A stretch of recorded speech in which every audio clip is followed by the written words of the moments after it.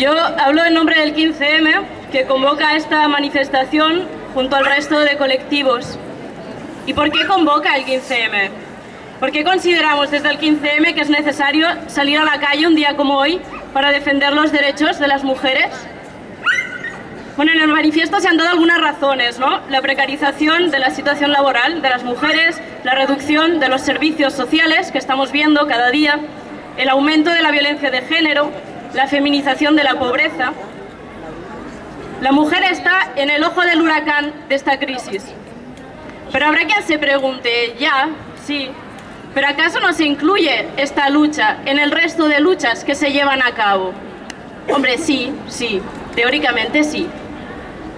Sin embargo, históricamente, hasta que las mujeres no escribieron libros, no se oyó hablar de discriminación machista. Hasta que las sufragistas no salieron a la calle, la mujer no tuvo derecho al voto. Y hasta que las obreras no tomaron las fábricas, las mujeres no tuvieron parecidas, que no iguales, condiciones de trabajo, que todavía cobramos menos, que es una vergüenza.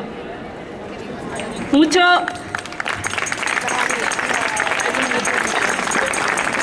se ha conseguido gracias a esta defensa permanente y consciente de los derechos de las mujeres. Al feminismo se le hacen muchas críticas, a menudo.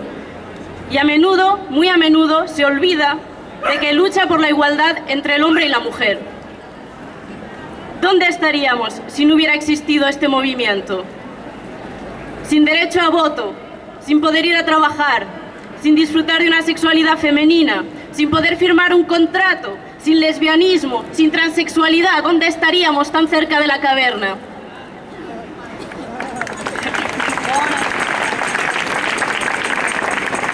Gracias al feminismo que dice en voz alta y fuerte que la igualdad entre hombres y mujeres es todavía una utopía y que se pregunta por qué. Gracias al feminismo que nos hace cada día un poco más conscientes y un poco más guerreras. Gracias al feminismo que con sus luchas nos hace a todas y a todos un poco más libres.